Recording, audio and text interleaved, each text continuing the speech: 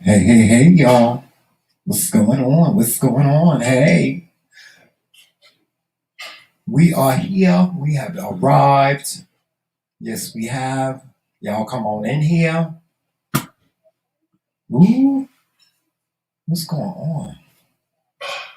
Something ain't right. Hold on. Oh, there we go.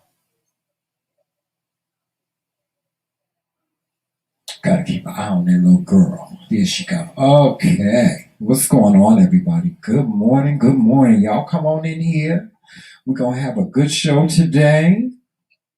We're going to have some coffee and some conversation and some inspiration, motivation, and all that good stuff. Yes. Good morning, everybody.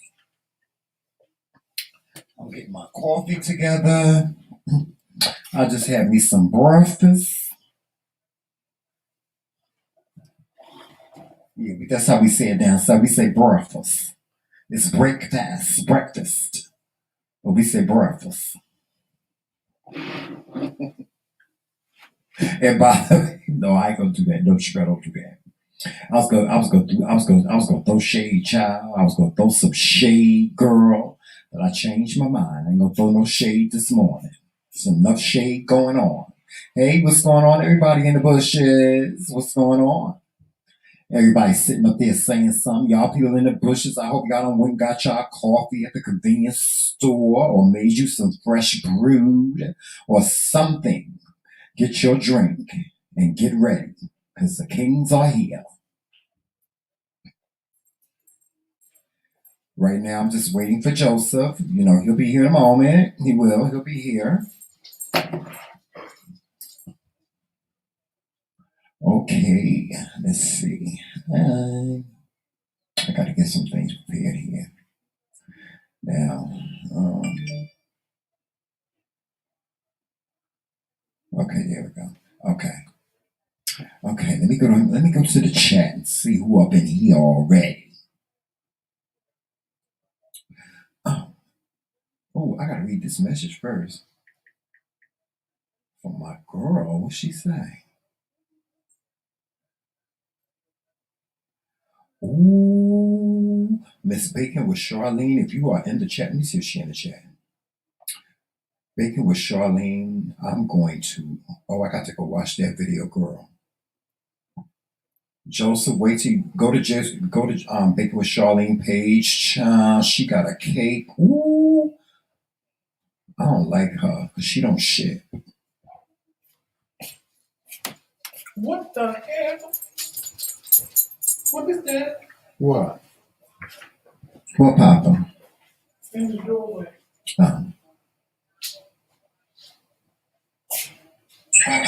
Did you throw off Jomel? All right.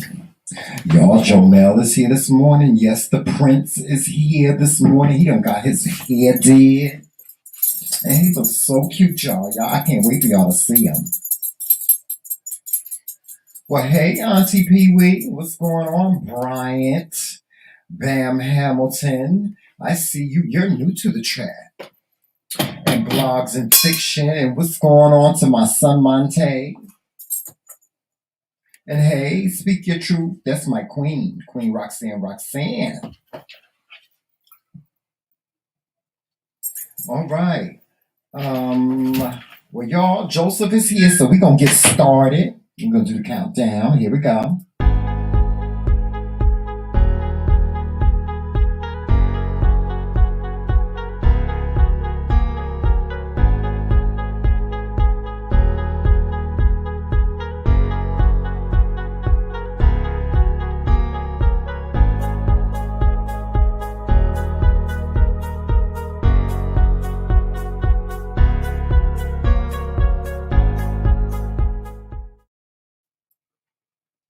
All right, now here we go. Here go the intro, y'all. Bam.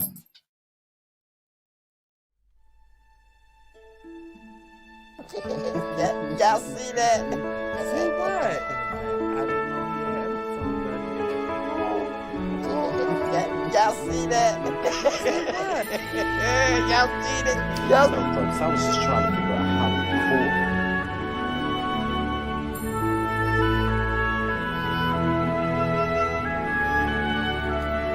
I am not for play, boo boo. I am not for play.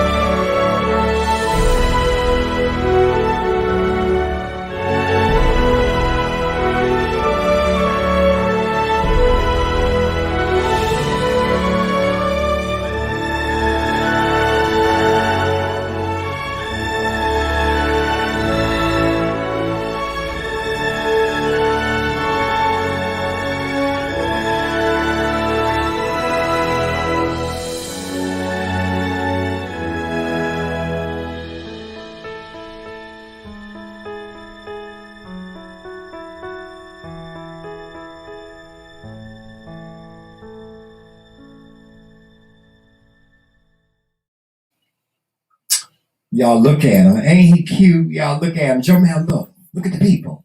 Look at the people. Papa, look. Yes, Prince Joe Mel got his hair did yesterday. Look at him. Yes, he loves to go to the groomers. He loves, like he's in love with the ladies at the groomer. What's the matter? Is something showing On your face. Oh yeah, I see it. Hold on for a second, y'all. The bag is in the way. It's the bag. Here we go. I got the green screen right today. Yeah, move over. You did this. What? You be telling me to move over. No, I was telling you to move over so you can be in the frame. I'm in the frame. You're the one out of the frame. I'm always camera ready and in the camera. Well, pardon me. Anyway, well, welcome to our channel, guys. Welcome all the current subscribers, all unites, and welcome to those that are new. For those of you that are new to the channel, make sure that you hit that like button as you come in. And also, if you feel that you want to, subscribe to our channel. And then you know what else you need to do? You need to tell a friend. You need to bring a friend the next time and tell them about the McRae Kingz. Yes. Tell them to bring a friend and their friend to bring a friend. And so on. And so on. And so on. Yes. Yes. And for those of you that don't know who we are, I am His Majesty. And that is Joseph. And we together are known as what?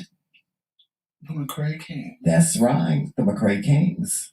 One of a kind. Y'all know I'm going to do my roll call like I always do. Go ahead. Hey, Bryant. Hey, Avi. Avi, I didn't forget you. I'm still looking for the page on Facebook to add you to that Amazon group. And Monte, I didn't forget about your hat. I got your hat. Pee-wee. Blogs and fiction. Child, last night. Y'all missed it if you didn't see it. So just go to her channel. Order on the cards. And watch. if y'all ain't got a whole... Hey, Reese Cup. Oh, Reese Cup in here. Good to have you back. Yes, it is. I missed you so much, Reese Cup. I'm glad you're back too. Roxanne and Monte and Jacqueline. Yes. And who else up in here? I think Trisha. Yeah, Trisha's up in here. Who else? Who else? Roxanne. Did you say hi to Roxanne? Yes, I did. Okay. I'm seeing. There's a new person in here, Joseph. Did you see him at the top? Mm-hmm. The what's the person's name? Bryant Baum Hamilton. You see that? So we have to welcome him to the chat. Welcome, Brian. Welcome, Rob. Welcome. Hey, Patsy. Hey, Patsy. I think Patsy's new. Is she? I never saw her before. Okay. Well, good morning, Patsy. Everybody new. Welcome to our kingdom. Yes, welcome to the kingdom. Yes, come one, come all. Yes. Oh, I got everybody. You got I do my roll call. Oh, I have to do my roll call and acknowledge everybody. And as the lives go through and people pop in, I'm like, hey. Because I hate when I'm on somebody's live and I say hello. and they'll either skip past or don't see it, and I like to acknowledge everybody. That's why I do a roll call in the beginning of everybody who's here. And then as people pop in, I try to just, Tramel gets mad sometimes because he'll be telling a story and I'll be like, Yeah, he be talking. hey, Logs. No, hey, Patsy. He'd be mad. Child, It's just me. I like acknowledging people because I like to be acknowledged when I'm in somebody's life, especially if I say hello. So I like to do for people, but I like done for me. Yeah, me too. And today I'm just going to start off by saying, the Lord will make your enemies your footstool. Ooh, Joseph. That's all I'm going to say about that. Joseph, the shade is real. That's all I'm going to say about that. The shade is real. All right, bro. The shade is real. Mm-hmm. The shade, yes, That's it is. That's all I'm going to say Order about in the that. court. Order in the court. But the Lord will make your enemies your footstool. Yes. Yes, blogs and fiction. I might have somebody to bring to the docket the next time you go on, girl. I might have someone to bring to the docket, girl. Anyway. All right. So we're gonna get this show started. Listen, it's Black History Month, and in honor of Black History Month, we are going to do a small Black History moment every day. So can it be a moment? Yes, it's gonna be a moment. Another hour? Yes. And this but I know some of y'all like it because some of y'all don't know Yeah. This. So while he's finding it. Yeah, I have it, honey. While he's right finding here. it. You can thank Black people for potato chips and peanut butter. Mm-hmm. And actually, Benjamin Franklin discovered electricity, but a Black man actually figured out how to get it to work in your house. Right. You can thank a Black woman for open heart surgery. Yeah, I was telling that Thomas Edison stole all those patents. You can, all of you that like to drink, your favorite, not Hennessy, the other one. What?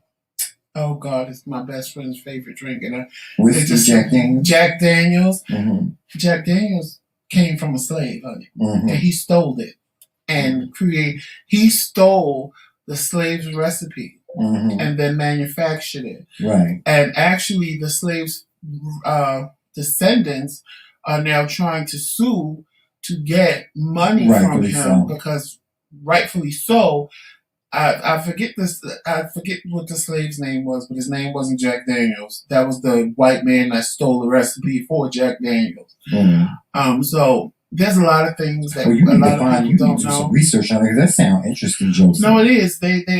The descendants of the slave, I gotta find out his name. The descendants of the slave is now, they're in the process. They might have settled or whatever, but I know as of last year, they were in the process of suing Jack Daniels because he stole the slave's recipe for Jack Daniels and manufactured it. Wow. And, he became rich off the recipe that the slave made. That his slave made, because he felt, he owned him, so he owned everything he did. And that's how Black people always lose out or have lost out. I'm going to say lose out because we still lose out because we let white people appropriate stuff that we do, and then it becomes a thing and it's really been a thing with us for years. Mm-hmm. And like when Miss Honey braided her hair, Miss Kim Kardashian, it became a thing, and Black girls been wearing 2 cornrows in their hair forever. Mm-hmm. And when I forget what model it was, they put her on the cover of Vogue with a pair of Timberlands talking about this was the thing for white people. Child, Timberland got all the money they got off of Black people back. Right. So they didn't have the nerve to say they didn't want us wearing their stuff. Right. They didn't make it for us. But they love Kings. That we do it. So I'm just saying, a lot of things that end up appropriated are because of us. Yeah. And we sit back and we let it happen because of, we know we've been doing. No. Yeah. And again, I talk about that in my interview that's coming up on Monday. That's how is that a plug? Straight men take what gay men have done, and then it becomes a thing. Well, we have done it like 10 years prior to Well, that. it's not only straight men. It's straight women. It's cis women too. Well, no, They've taken our lingo. No, you gotta hear what was said, why it was said that way. Oh, okay. And you just gotta listen. Okay. That interview I did I'm not gonna lie. I'm proud of myself. I ain't gonna lie. I didn't think I had it in me. Joseph, you're not blowing your own horn, are you? I am, because you know what? No, because have you ever just done something and like I haven't even seen the playback yet. I haven't. They just emailed me the other day, asked me for pictures, and Roxanne, I did the same thing like I did with you because I'm a picture whore. I got about 1,000 pictures in my phone. I said, yeah, I'm gonna send you some pictures. I sent them totally different pictures than I sent you, and I said, you just pick what you like best. So, because if I have to pick a picture of each, I got about 1,000 in my phone, but I'm just like, from what I know of it, like I haven't seen it, and it is going to end up getting posted on YouTube. So if you guys want to see the video of it, then make sure you join Two Mics Up, and that's TWOMICS Up. Two Mics Up on YouTube. I'll drop the link in the chat in a few, or you can listen to it as a podcast because I know some of you guys like the Love Kings. I know he likes to listen to podcasts, so you can listen to the podcast. The same name, Two Mics Up, on Spotify, Apple Podcasts, and Google Podcasts. The podcast is everything is coming out on Monday. And I want you guys to really watch it because it's a whole different side of Joseph. I didn't think I had it in me. Like, seriously.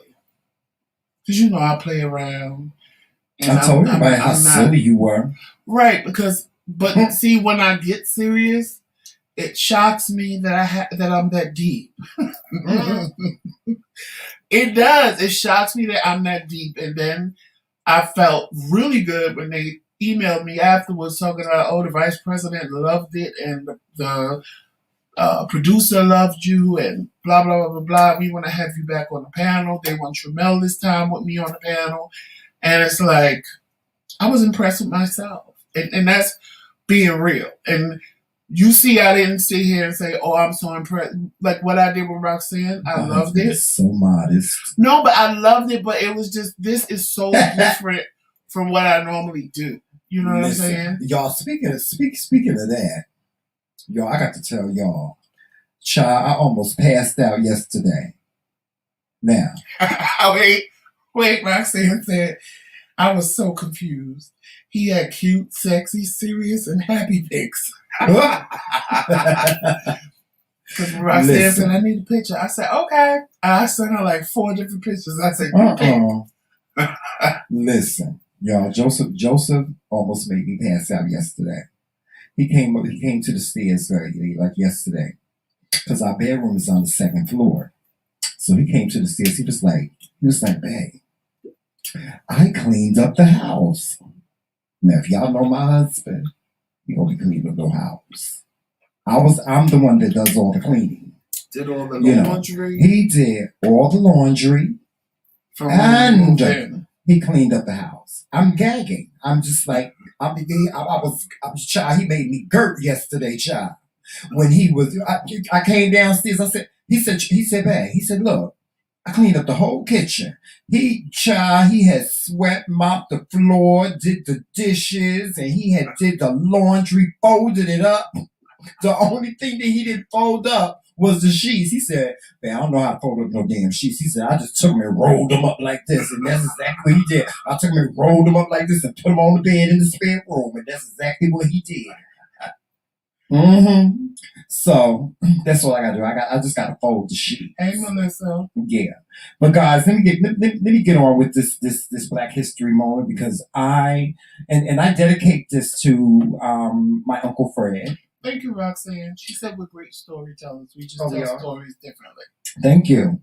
I dedicate this Black History moment to Uncle Fred. Y'all say hey to Uncle Fred. Is Uncle Fred in the chat? No.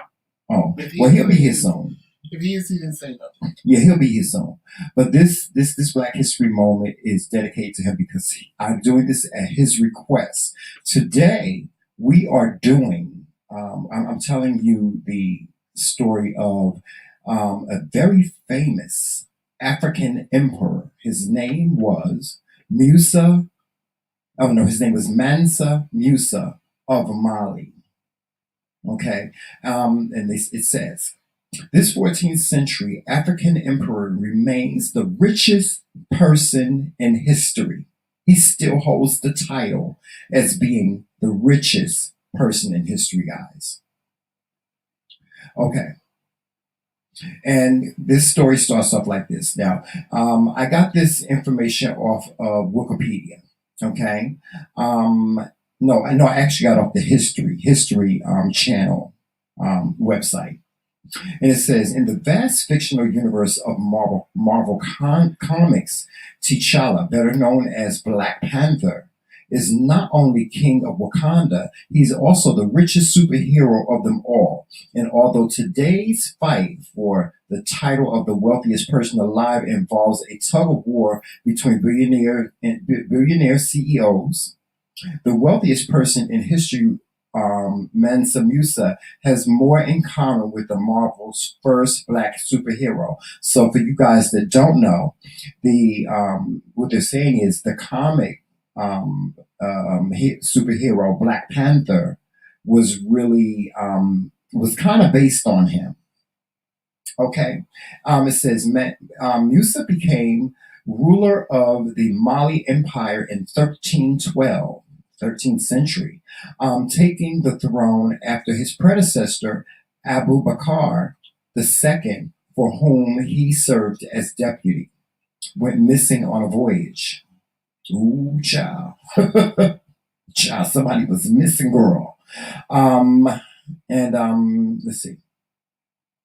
Okay, he took by sea to find the edge of the Atlantic Ocean. Musa's rule came at a time when European nations were struggling due to raging civil wars and a lack of resources. During that period, the Mali Empire flourished thanks to ample natural resources like gold and salt.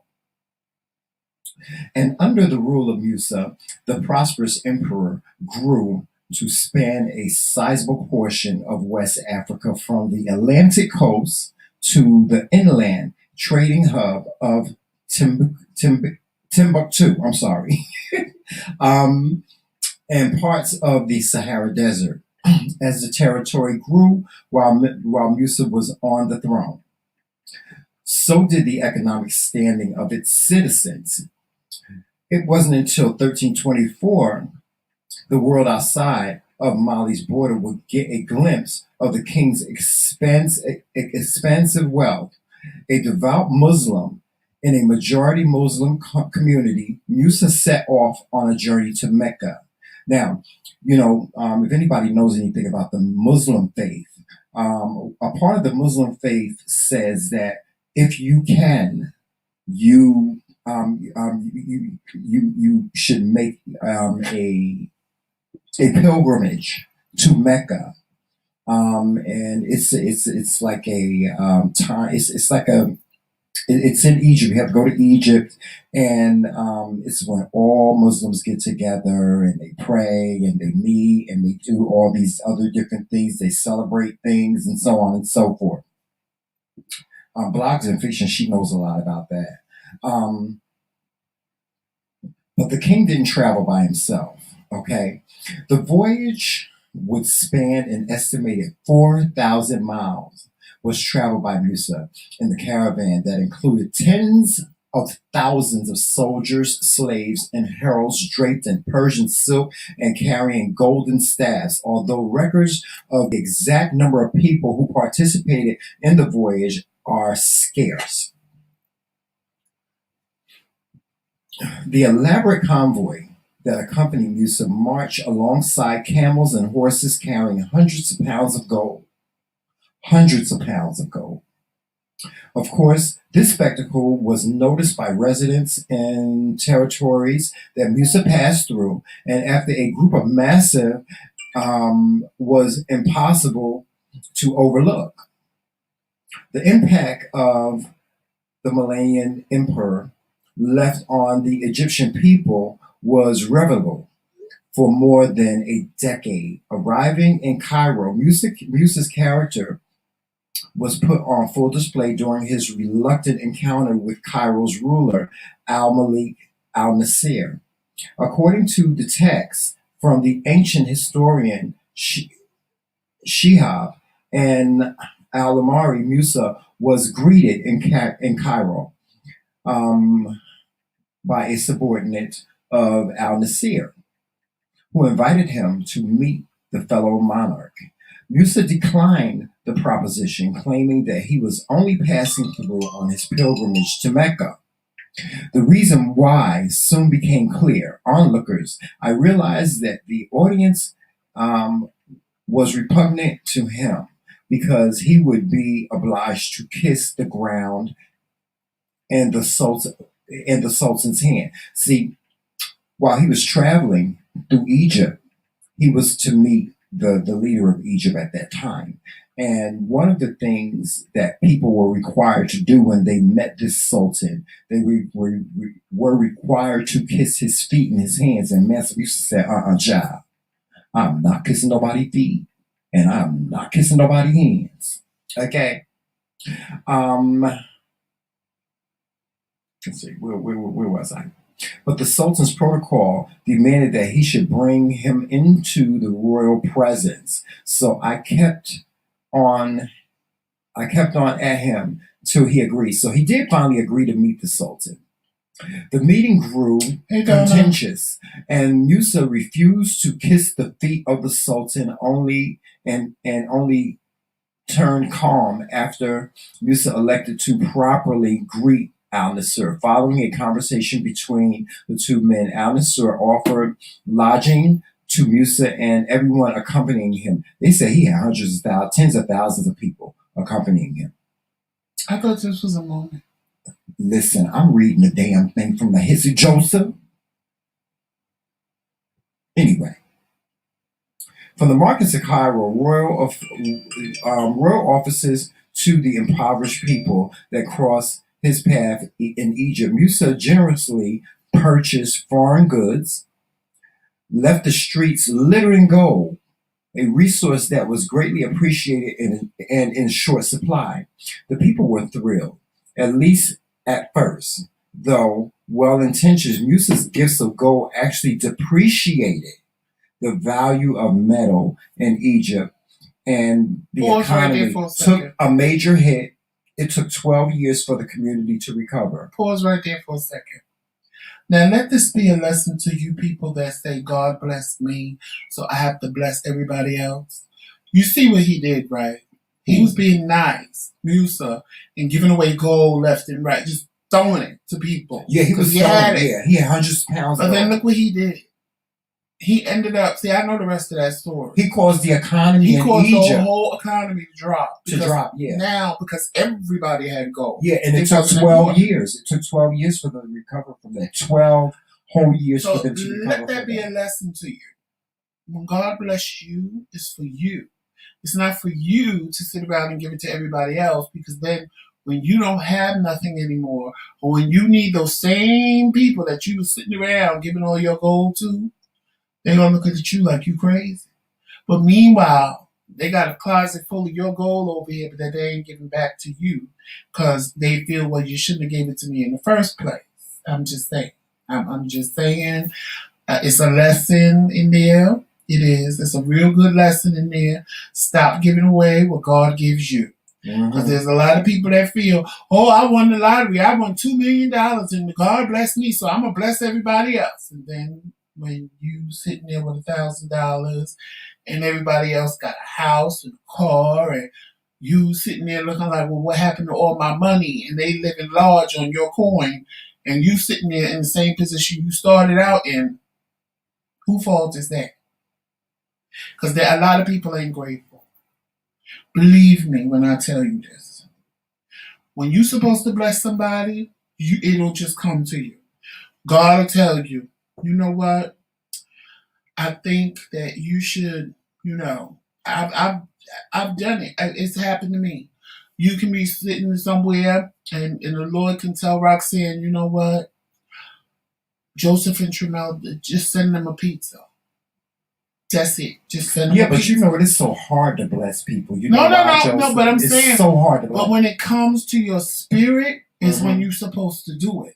Right. But if I call Roxanne and I'm saying, girl, me and Tramel can't eat. We ain't got no money. We ain't this, that ain't a blessing. That's me complaining and you feeling sorry for me and you just giving me money to go eat and say, here, Joseph, I'm going to send you a cash app you $20 for you and Tramel to get a pizza. Right. No, it don't work that way. I seen it happen this way. When my mother died, me and Tracy forgot to eat. We didn't have no food in the house. And we were sitting there going, oh, well, Jasia ate the baby. Her husband came home and was like, what's for dinner? Because we was all depressed and what have you because my mother died. And even her husband came home and said, what's for dinner? We was like, we forgot. We didn't pick nothing. And he was like, okay, we won't eat. I swear to you, in 20 minutes, the phone rang. And she told, and it wasn't even a friend of, she was my mother's friend, but she was more my grandmother's friend. That's how we met her. Mm-hmm. And she said, I was driving home and God put it on my heart. What kind of pizza do y'all like? And do you like orange soda? Oh, she said, nice. I know your address. Tracy sat there and cried and said, you see, God will give you what you need without you even asking for it. All the time. But that's the way it's supposed to happen. Yeah. Because that's a blessing for her that she's going to get back. And it was a blessing for us. We didn't ask anybody for nothing. We didn't have to give somebody a sob story. And that's what I try to tell people. Because it's people that they hear people and they just automatically assume. And a lot of times, just because a person say, I don't have, that don't mean they ain't got it in their pocket to give. Right. It just means that they don't have what they really want at the time. Right. And a lot of times people hear that and they, oh, I'm going to bless this person. Because they can't. And then, mind you, they sitting with already $100, but they don't want to spend that, and you send them more money. Now they're spending your money, and they still holding on to their $100. Mm-hmm. The blessing is when you just sitting somewhere, and God put in your heart, do this for this person. Just do it. Yeah, that's the blessing. Yeah, that's when you listen and you help somebody and bless somebody. Last time I did that, it came back to bite me in my ass. But no, you have to feel that it's real. Like, don't just. Well, it came back to bite us in our ass. If you just feel sorry for a person, there's a difference. There's a difference in feeling sorry for somebody and wanting to help them versus God putting it in your spirit to help them. There's a difference, and you gotta figure out the difference because it can feel the same way. Feeling sorry for somebody and thinking God told you to do something is two different things. Well, see, here's my thing, Joseph. People in this day and age need to. And guys, I really want you to think about this. I really want y'all to think about this. Welcome. I've never seen you before. Hey, Patricia.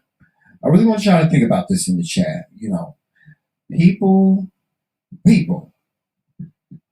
need to open up their third eye and see God for who he really is and what he really is and what he does and how he blesses and how he moves and how he makes you move and the moves that he makes in your life and how he blesses you.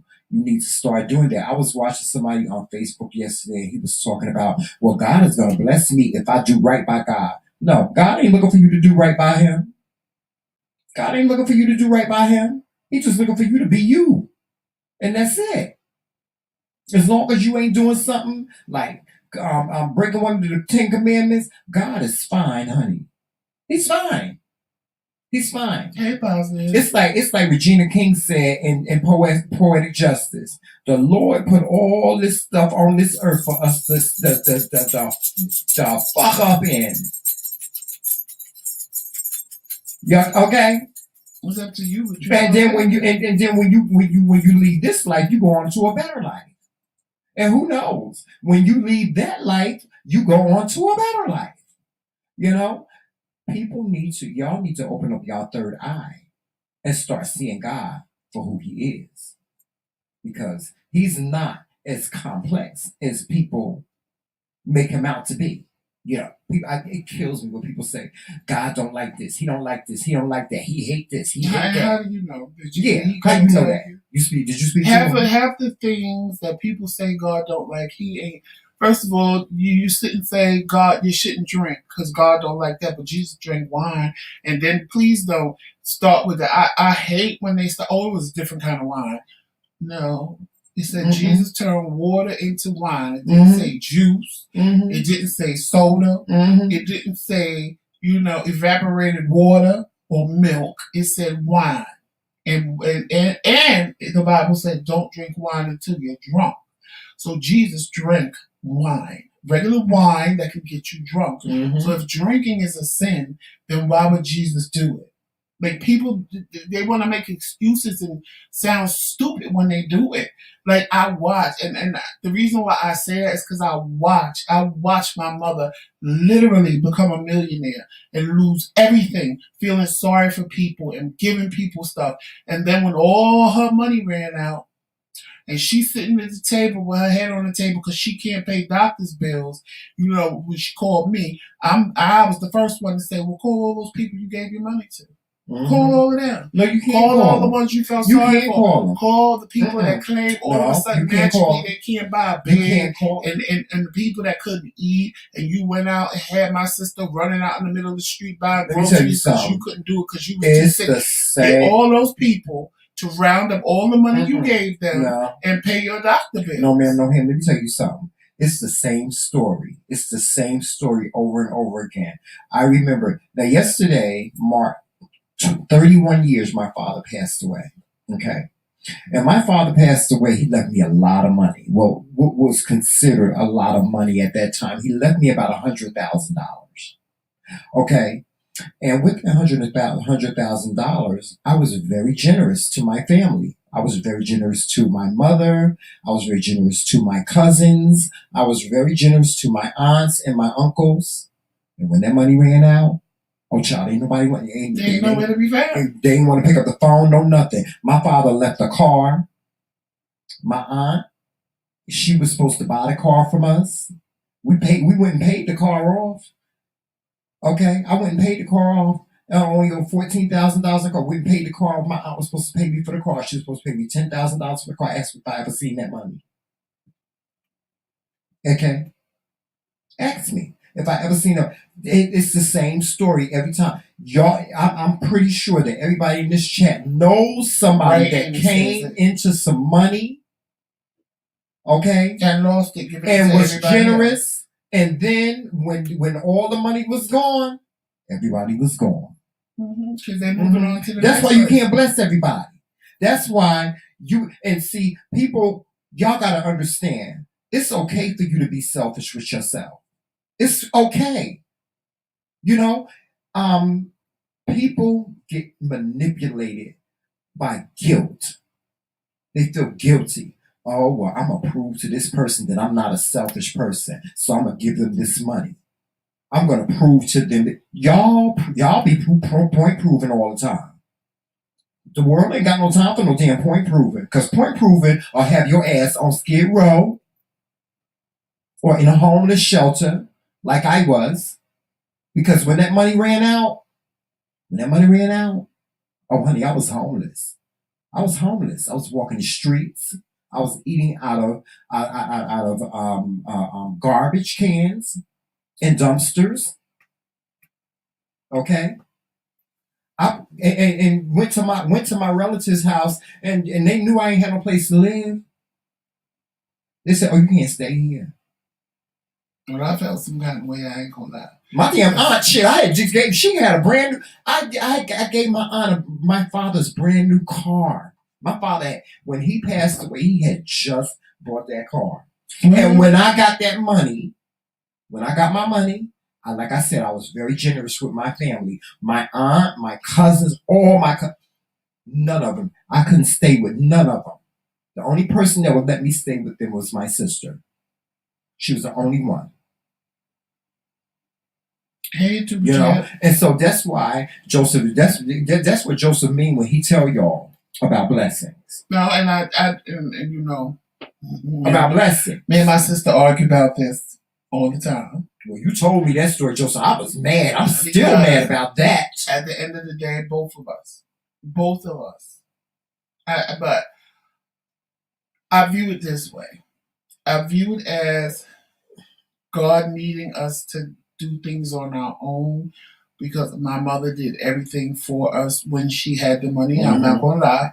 And because there was nothing there when she died, Mm-hmm. it forced me and my sister to look to God. But imagine, Joseph, if your mom. Imagine, but no, just imagine if your mother had passed away. I'm trying to rationalize it the way Tracy told me to rationalize it because I'll be mad. Well, I can't rationalize it that way. Because one thing my mother did was she was very organized.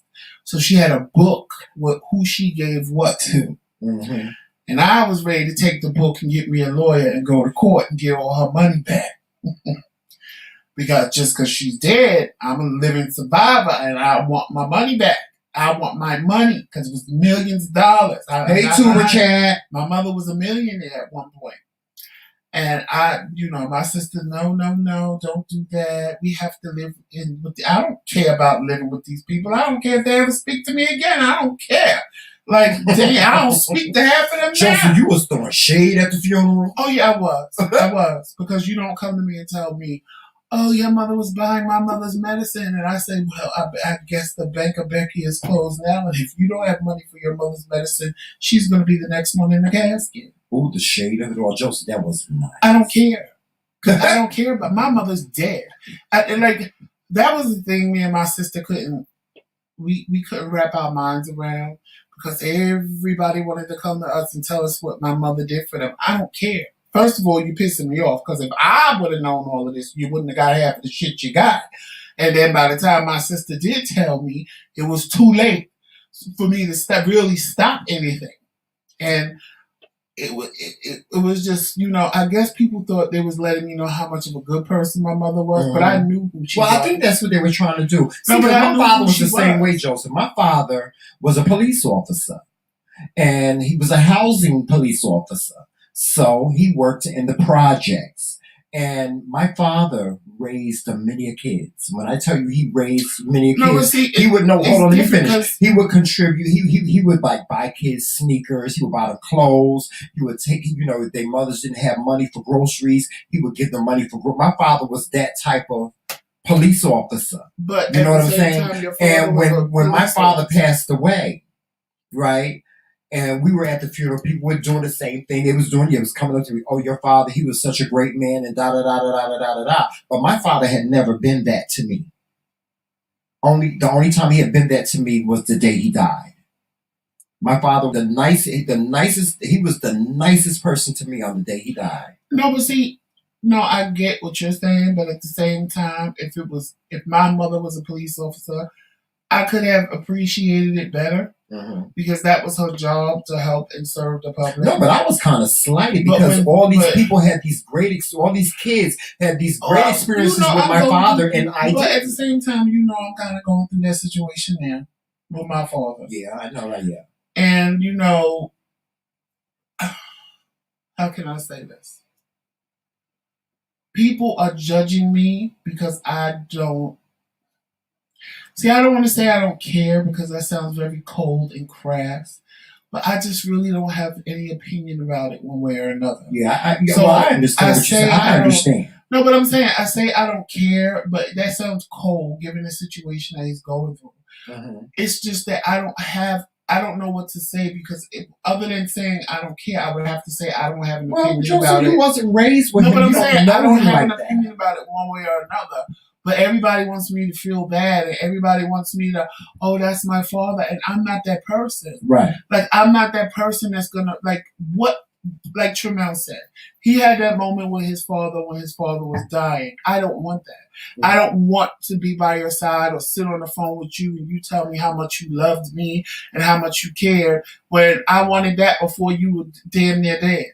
Like, that's what I wanted to hear. But you're going to have to figure out what it is you want from him. But that's the thing. I've made peace with. I'm never going to get what I want. Okay, well, you made peace with it because that's what I did. But that's what I'm saying. People don't understand that. They want to tell me, oh, well, you shouldn't be like that. You have to forgive. I have forgiven. Mm-hmm. But like me and Tremel say all the time, just because I forgive you, don't mean I have to tell you. No, we got to be cookie crunch. That I have to sit in your face. Right. It don't mean that when you do pass, I'm going to sit somewhere in a funeral so people could sit and think that you had this fabulous relationship with your son and you didn't. I'm so not a fake person. And, me and my brother talked about it, and I told him, I said, I don't expect you to do, we feel the same way, more or less. Mm-hmm. I just think that, I don't know, I think my brother is not in the space that I am with it. I think it does kind of bother him a little bit, but he doesn't want it to bother him because of the situation of my father not paying either one of us any mind. Mm-hmm. But I'm okay with it. And I can't sit somewhere and have people thinking, they'll be, oh, that's his son, that's his first son. And then they're going to talk about my mom. And nothing bad. Oh, that's Becky's son, and that was his first wife, and that's his son, and da-da-da-da-da, blah, blah. I can't partake in that. I'm so not a fake person. Even when my mom passed, there was somebody there that knew him, and he kept questioning me, how's your dad? When was the last time you spoke to him? Blah, blah, blah, blah. I said, dude, look, this is not about my father. It was so bad. My aunt saw, and she told me, she said, you better leave my nephew alone because he's about to punch you in the face. Because I was. And when he told him, and when he said, leave him alone because he's about to punch you in the face. Yeah. He already gave me, that's what I don't want. I can't be fake. I'm not gonna be fake. I don't have fakeness in me. Mm-hmm. I don't have fakeness in me to sit somewhere and pretend like, oh yes, I loved my dad and he loved me, and oh my God, it's so amazing. And I don't blame my aunt, which is his sister, for telling me. I appreciate it, because all of this could be going down and I didn't have a clue. Mm-hmm. Not that I wanted to know something horrible is happening to my father. Oh, remember when you called him and told him you was getting married? Because of you. You wanted me to do it. That's right. And I did what you asked me to do. I think you should. I really thought that you should tell you. And I know when his new wife told him that I changed my last name. Yeah. I know that was a blow to him, because it was nothing I didn't tell him. Like, I told him. But he was okay with it, Joseph. There's nothing, whether he was or wasn't, I could care less. I know you could care less, but what I'm saying is that the blessing is that he was fine with it. Just like you said when you were a kid, he told you. He never had a problem. He never had a problem with my sexuality. Right. He didn't have a problem with us getting married. He was a little taken back, because you could hear that in his voice. Yeah, he was a little taken back when I said I'm getting married to a man. Yeah, I remember that. But it was no shade behind it, for real. Right. And honestly, I think if me and Tramel had a big wedding like that and I told him to come, I honestly believe that he probably would have tried to come. He would have told me, made an excuse not to come. And I get it, because both of my father's legs were amputated because of diabetes. And he's like big as Tramel. He's not even as big as me. He's never been a big man. He's just always suffered with diabetes. Joseph looked just like him. And I don't see that. You do. You look just like him. I'm not, and there's no shade. When people say that, I honestly don't see it. Oh, Joseph, now, you look just like your father. My mother? Just like him. I look just like you look like you look just like your mama too, but you look just like your father. I don't see where I look like my father. I really don't. And it's, my mother would always tell me when I have on my glasses. The only thing about your father is his eye. Like that picture, his eye, that picture in the corner. If my mother was alive and saw that picture, she would be like, "Oh my God, you look just like your father." Yeah, especially. But you look like your father right here. And that one right there. Without the glasses, you look like your father. But that one over there. Now my brother, you like your mama. It's his spitting image. Like, child, my brother looks exactly just light skinned, because my father is brown. Yeah. And my brother's my complexion. Mm-hmm. And he looks exactly like my father. You know what? Let me just say this. I remember my mom and I, probably about 3 years ago, we had a conversation about my father. And, I tell people, I think my father, hey, Lisa, at an early age, knew that there was something different about me. And I think he kind of like tapped out. And he was like, child, he ain't gonna be playing no baseball. He ain't gonna be playing no football and all that stuff. Child, I want to be a damn cheerleader. I was playing jacks. I was jumping double dutch. Okay. And so, like a couple of years ago, me and my mother had this conversation. She was telling me how frustrated she would get with my dad. And she said to him one day, she said, why you don't never do nothing with him? Why you don't never take him nowhere? And why you don't you act like you don't you don't act like a father to him? And my father said to him, to her, maybe Carolyn, maybe it's because I don't know how to be a father. Have you ever thought about that? Have you ever thought about maybe it's I don't know how to be a father? And so when my mother told me this story, it put so many things into perspective for me. And hold on, let me finish. It put so many things in perspective for me because I was so angry at my father for so many years because he never did anything with me. He never spent time with me. My father took me out one time. He took me to a bar. And he gave me a whole bunch of quarters, and and I played pool, and he was at the bar drinking. That was the only outing my father ever took me on, and so it put a lot of things in perspective for me because I realized that my dad, his father, died when he was 5 years old. So his mother raised him, So how is a man? And this is not to justify or excuse or anything like that, but let me just say this. I grew up in a 2-parent home. My mother and father were both in the home. But how is a man to raise a child, a son, if he wasn't raised by his father? No, how is he to know? See, with mothers are different. The instinct just kicks in. No, but they have no choice unless they give up their child because they're stuck with the child. No, but for the most part, the man can walk away. Right, but for the most part, mother's instinct kicks in. But at the same time, Tremel, I call bullshit. Because at the end of the day, I didn't have a father around me, and if I had a child, I would do for my child everything I wanted my father to do. Like I said, I'm not saying I didn't say it to justify. My father told me the same thing. He was like, well, I came from a dysfunctional home, and your grandfather this and that. And okay, well, don't you think that my grandfather was there with him? It wasn't like he wasn't home. He was just abusive because, especially back in those days. But you might not like how it was nothing for men to get drunk and knock the shit out of women.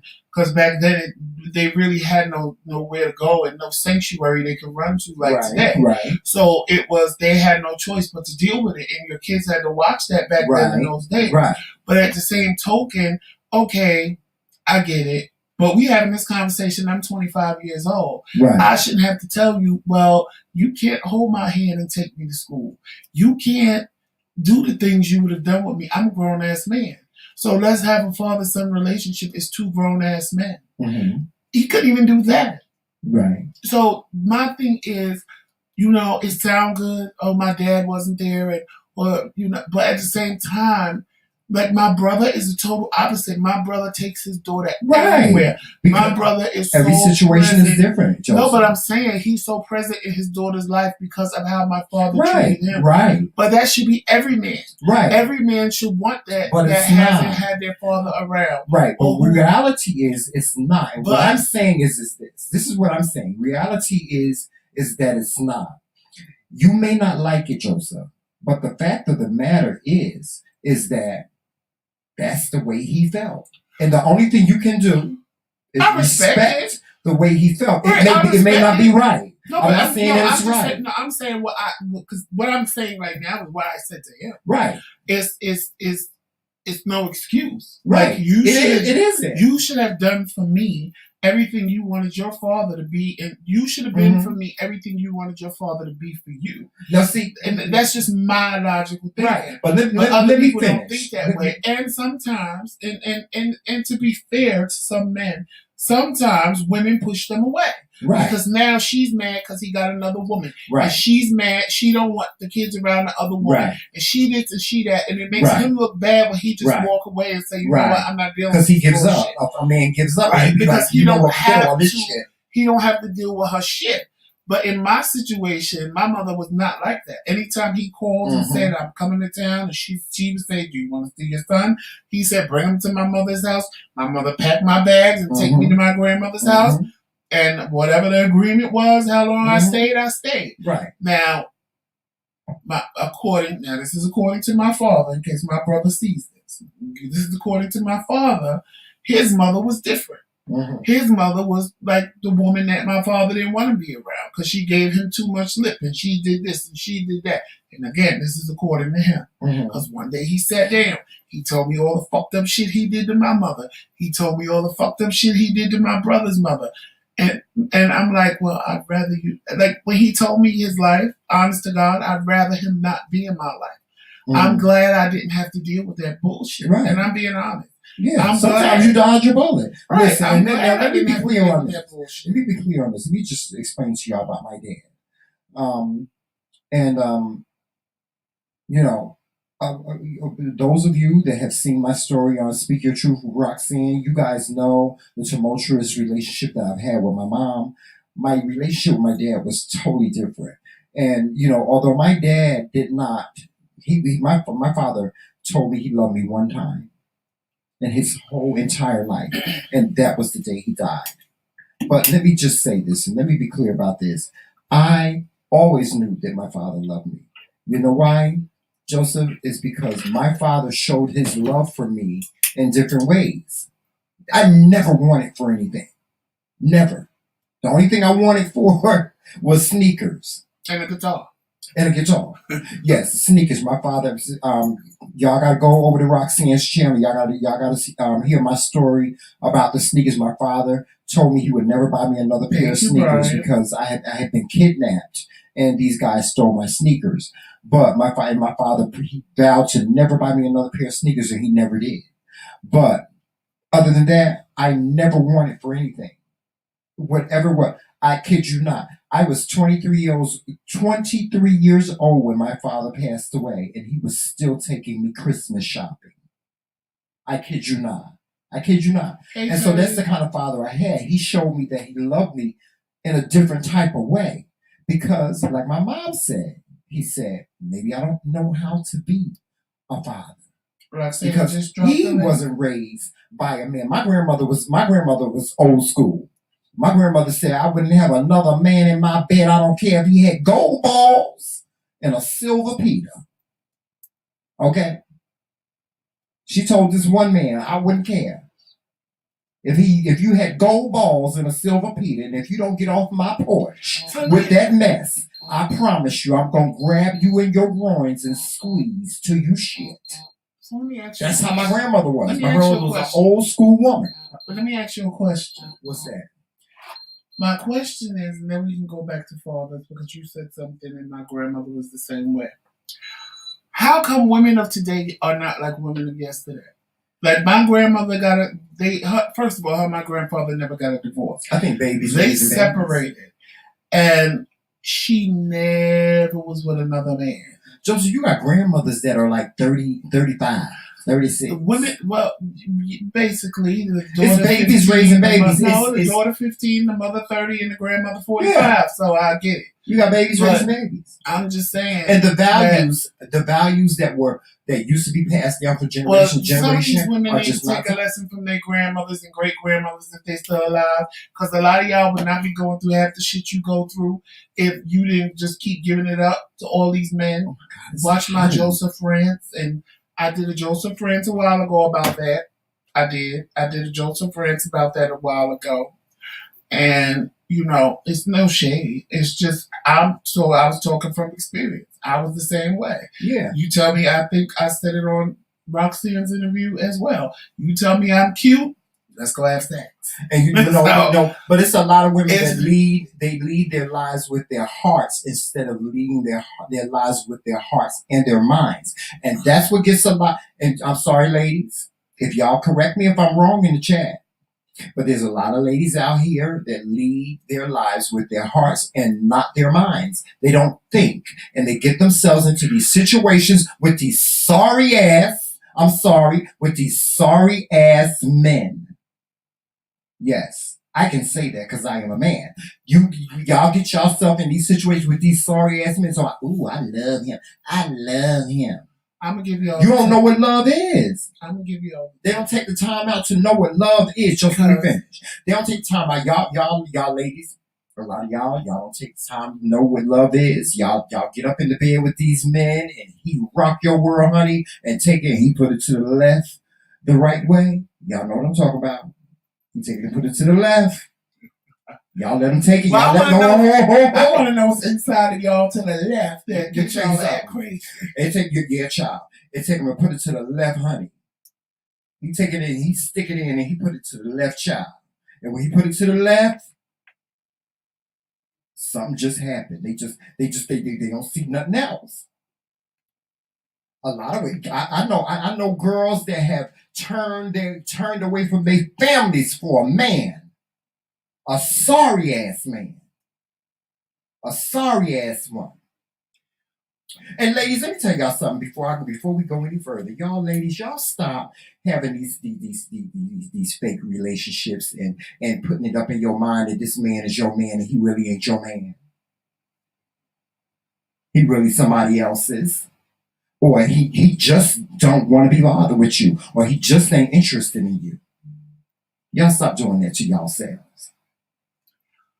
But see, here's the thing, and I had to learn this myself. 9 times out of 10, when you're in a situation, your heart is telling you, I love him. Give him another chance. He'll become the man you want him to. I know that's right, Lisa. Just keep trying. That's what your heart says. Your mind, on the other hand, says, this nigga full of shit. He ain't never gonna be shit. He wasn't shit when you met him. Y'all. He wasn't shit when you met him. He Tommy and he ain't got no job. He ain't got no damn job when you met him. He ain't gonna have no damn job when you had that baby. Never listen to your mind. You always listen to your heart. No, they don't never listen to their mama. No, they don't listen to their mama. No, because sometimes, and I'm gonna be honest. Because sometimes sometimes you do meet men that need that extra little kick in the ass, and they will get it together because they really like you and they really want to be with you. And I get it. Okay, when you get it together, then you come back and see. No, I get. Well, that's the attitude they need to have. But a lot of women ain't gonna have that attitude. They're gonna be you ain't got no job. You ain't got no job. But at the end of the day, when your mind start telling you some shit here ain't right, lock it up, girl. He ain't going to work. He going somewhere else, and he ain't never got no money. He keep coming up with excuses why he ain't getting paid. Mm-hmm. That's when you don't listen to your heart no more. You listen to your mind. You spending your money on him, and you pack them bags and get him out. You going to the grocery store. Let me tell you something. I might be gay, but I'm very old school. Making him special meals. I believe that a man should take you out. And I'm not saying you can't take him out and treat him because, that makes a man feel good too. But I think on the first date, you don't need to be pulling out your pearl. No, men always talk about this damn toxic masculinity. Y'all want to be toxic masculinity? Then you want to be a man that has toxic masculinity? Then be all the way a man. And a real man opens up a door for a woman. A real man takes a woman out to dinner. A real man pays for that vacation to Cancun or the Dominican Republic or to the Bahamas. A real man does that. Did you know that? I agree, but I'm gonna say this too because a lot of times, like on the. A real man takes care of his house. He takes care of his home. He takes care of his children. On the 2 mics up that I did, I'm gonna plug it again. Oh Lord. Men are attracted to femininity. So when women get mad that they are with trans women or they get mad that they with gay boys, it's because of the femininity. And I'm not saying you got to be some little passive Lucille Ball type woman and I Dream of Lucy or I Dream of Jeannie or Bewitched. I'm not saying that. What I'm saying is a lot of women nowadays are harder than men. They'll snatch a man and yank him. I seen a video where a girl beat the hell out of a dude. So it's like, where's the femininity? Men are attracted for even if you a woman, you walking around bopping like this, and he don't want that. He wants something soft and feminine. I watch some of these girls, and they got their hair done, they got their nails done, but they sitting there, your son, your nigga this and that. I'm like, I wouldn't date you. I wouldn't, because I want at least conduct yourself like a lady in front of me. What you do in front of your friends. I ain't taking you to no restaurant. I want some scram. It ain't no different, and I'm gonna put it on. It ain't no different than what gay boys do. We get around our friends and be like, "Girl, bitch, da da da da." We with our man. Yo, yeah. Mm-hmm. They'll never know. We cut up and act up the way we do. Sure do. Until they want to come around your friends, and then you can tell your friends. Let me tell y'all a side note. Let me tell y'all a story about Joseph when we first met. I was so mad at him when he told me this. Now, 20 years ago, 18 years ago, when we first met, Joseph was into the ballroom scene, right? And Joseph, his category was voguing. He used to vogue, right? And from what I hear, he used to vogue real good.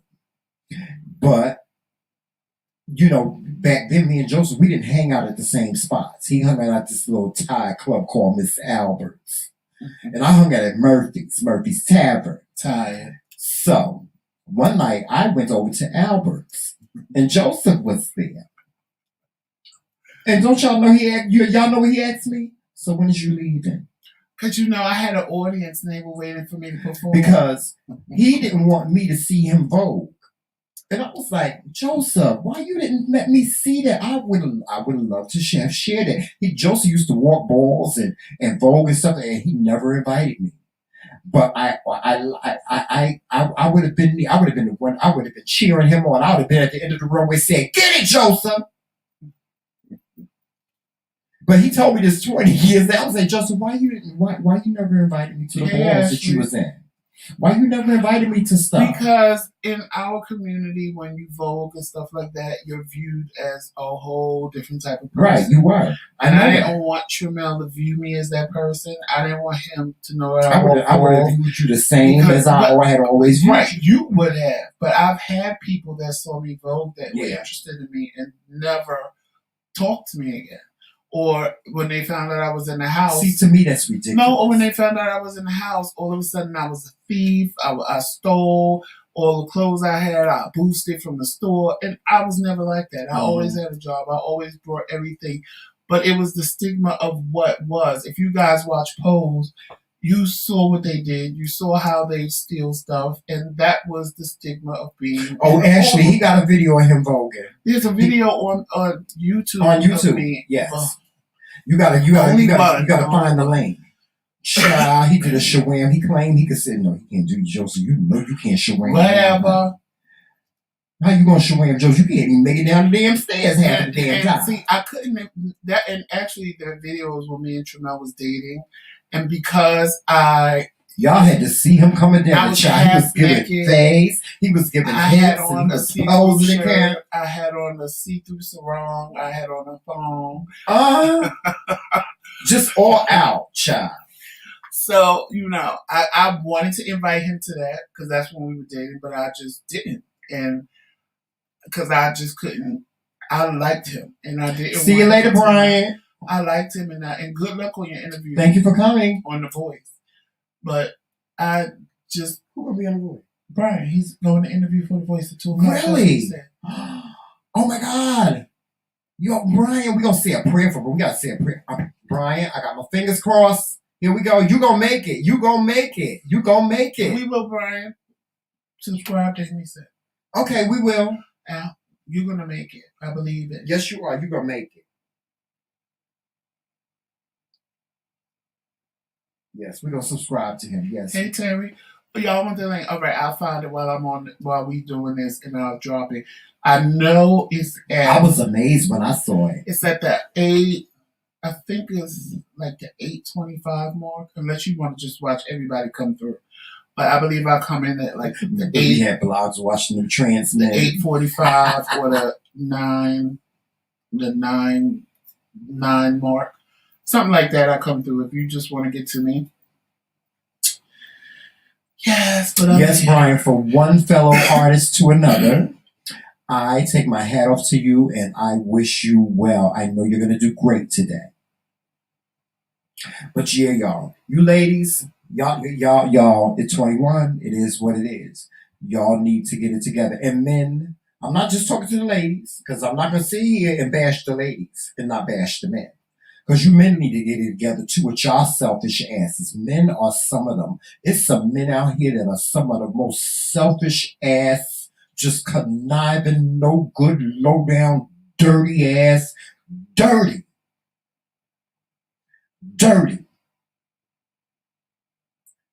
Playing 2 women at the same time.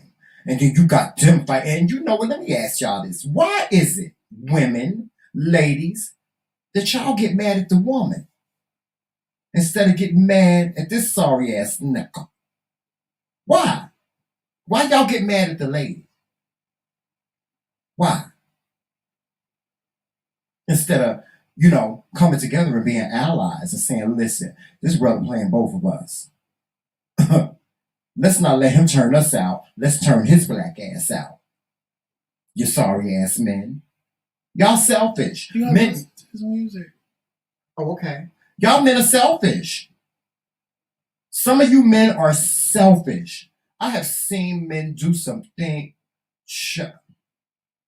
Oh yeah, yeah. And see, that's the problem. I lost what I thought was my sister to a sorry ass nigga. A sorry ass nigga. Now we ain't friends because she said that she would stop being my friend if he said so. If she had a choice, she had to make a choice between him and me, she would choose him with his sorry ass. And guess what? He don't choose her. The nigga don't even want her. He don't even want her.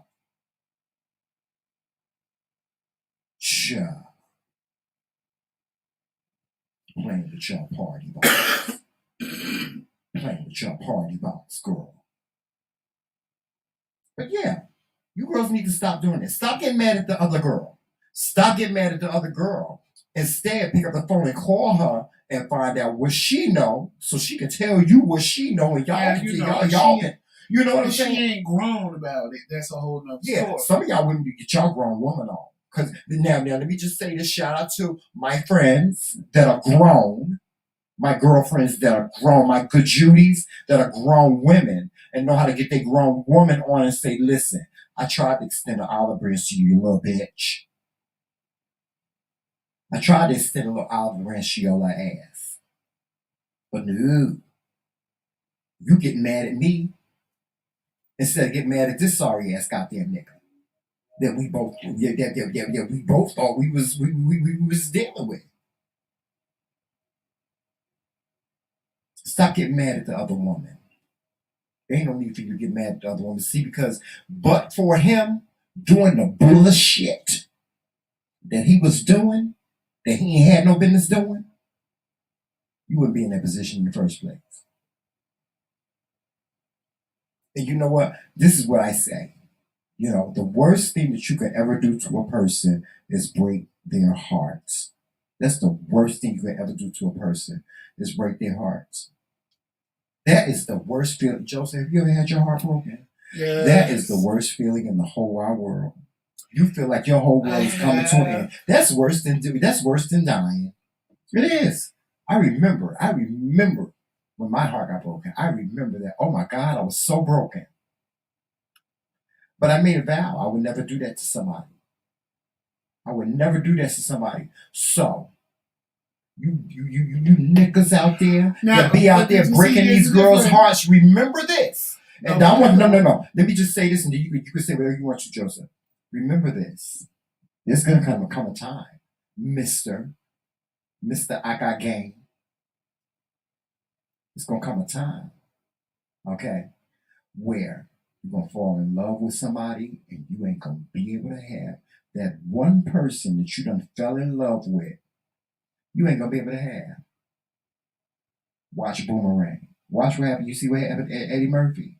Half the time, most of the time, when people get their heart broken, if somebody tell you the truth and they just don't want to be with you, and you get heartbroken behind it, believe them. So what? I mean,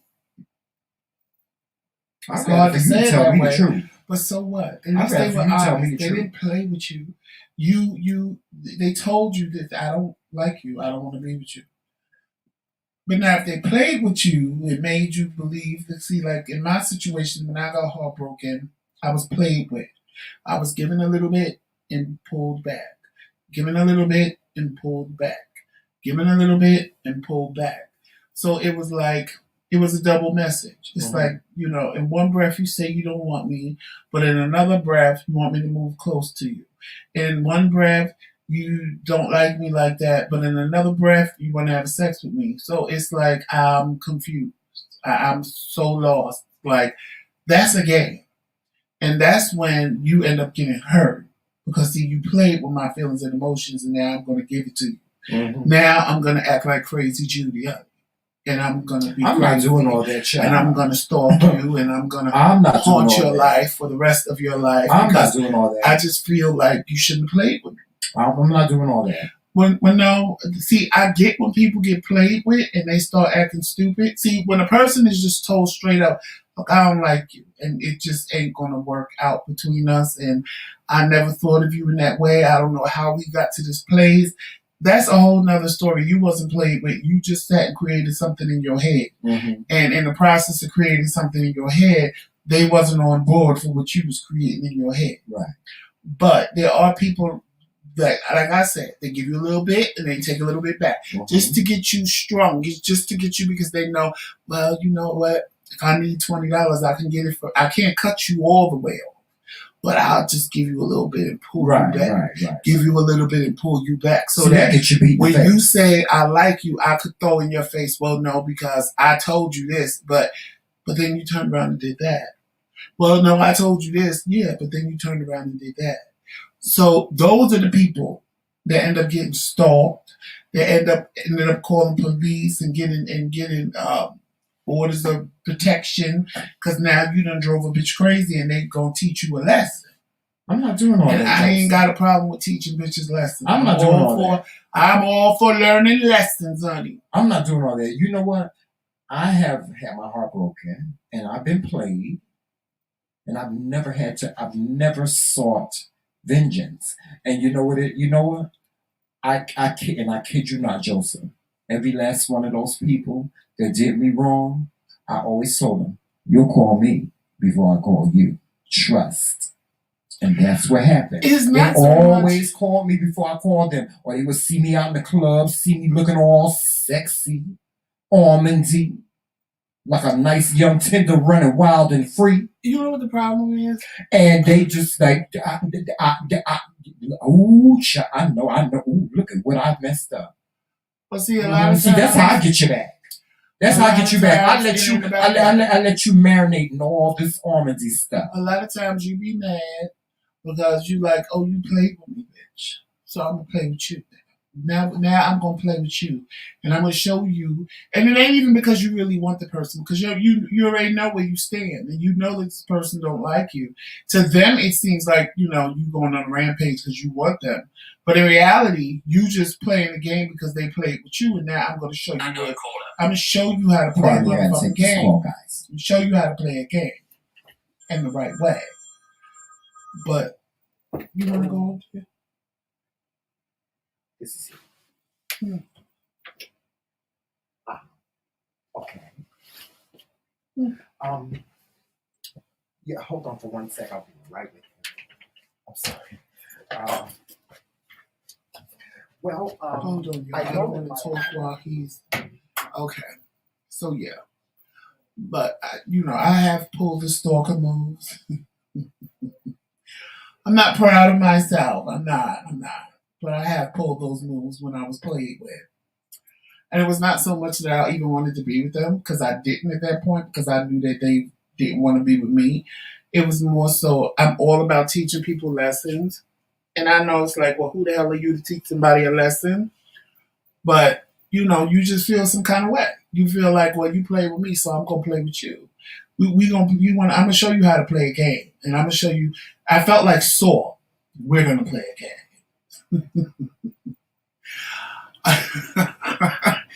I did. I felt like I love that movie Saw, because I'm like, that's me, honey. We're going to play a game.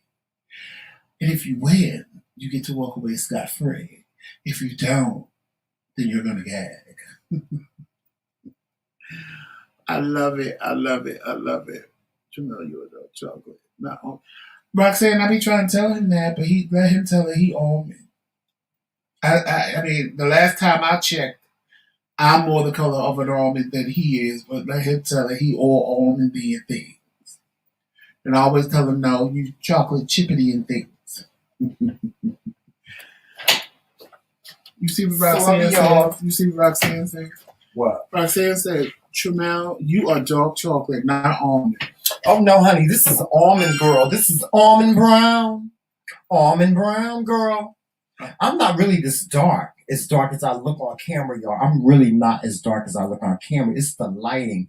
I don't know. We don't actually have. He's actually the lighting. complexion in the pictures. Yeah, I'm actually the complexion in the picture. I'm not that. I'm not as Like dark. What as you like? What I'm seeing on camera right now, he's not that dark. Yeah. Well, Roxanne done seen me. I'm almondsy child. You ain't almond. An almond ain't that color. Yes, it is. It's not. Yes, sir. A dark almond is. There's no such thing. Yes, it is. Yes, it is. Because I said so. You more pecan tan than you are almond. No, I'm not pecan child. Yeah, you pecan. I'm almond. Do I need to pull up an almond versus a pecan? No, you pecan child. Let me You show pecan him. caramel. Let me show him. You pecan caramel, honey. That's what you are. Are we really having to fight about colorism? Because I dealt with that all my life. Shoot. Well, actually, when I was a kid, believe it or not, I was actually the color of this shirt. Now, I was that dark. Where are you the color of an almond? That's not a dark almond. That's the almond. That's not a dark almond. So what you want me to say? Y'all want me to say all this chocolate, all this deep, dark, hot chocolate? Because it's still hot, honey, whether it's the almonds. Now, babe, see, you a pecan. Pecan tan. That's no what damn you are. pecan. That's pecan tan. Don't be calling me no pecan, Joseph. I am. You pecan tan. Well, anyway. Not almond brown. You pecan tan. Well, we'll just say this. I'm just the deep, dark chocolate, You honey. pecan. The deep, dark chocolate, honey. You all this brown. chocolatey, just goodness, child. That's what I am. It's delicious. It sure is. Moist and delish. Yes, it is. Moist and delish. And baking with Charlene, I'm going to fight you over that cake that you... Did you see that video? Roxanne said almonds ain't sweet. You know what, Roxanne, you going to leave me alone. You going to leave me alone. Mm-hmm. Oh, Charlene, no, because she baked. She know the difference between the color of an almond and a pecan. Charlene, am I chocolate? Yeah. Am I pecan or am I almondsy? She don't. Ain't no such thing as pecan.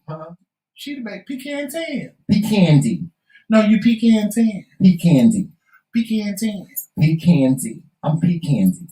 Like almondsy and pecandy and chocolate and full of nougat. Terry said you chocolate and fine. Thank you. Thank you. Y'all like my hair? Take a good look at it, honey, because I'm ripping this bitch off soon as this live ends. He do his hair for one day. No, not even a day. This ain't even a day. Half a day. This ain't even 24 hours. I did it last night about 3 a.m. because I ain't had nothing else to do. I rolled over and was on his hair. I said, oh, he must have did his hair while I was asleep. You know, one day I'm going to peel it off while we on camera so everybody can really come together. I'm really going to bring y'all girls together.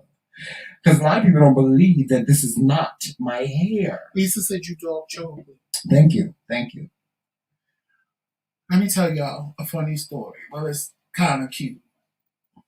So, I don't know if you guys saw our interviews like with Kwame and Vivian Green at the Pride, right? So, we started out, it was hot that day. Ooh. And we started out, Tramel had his dreads in, they were burgundy and black. They were burgundy and black because he used the ones that I was giving contacts. He used the ones that he used on me because I took mine out, and then he used the ones he had, which were black.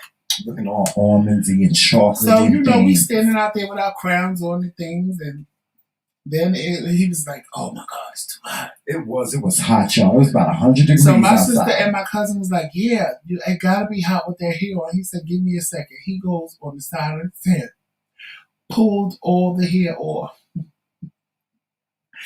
So my sister and my cousin are hysterical because a woman would never just pull her wig off in the middle of the street. Wait a minute, then somebody came by. So the lady came by and was like, do you have a twin? So Jamel was like, no. No. She said, but you just had dreads. He said, oh girl, those are in the bag. Yeah, they brought them in that bag, child. I kid y'all not. I will pull this bitch off in a minute. I will pull it off, girl. I will pull it off. In a heartbeat. Unbothered. I will pull this girl right off, just wham. Joseph said, I remember the first time I did my hair. Joseph turned around and he looked at me. He was like, I turned around, it was a whole different person I was laying next to. He said, you like a whole new motherfucking person. Dang. Listen. In the beginning, he was looking like Black Jesus. Oh, God, yes, I did. I like you. I didn't like that picture. Hey, Joseph, you need to find that picture and post it.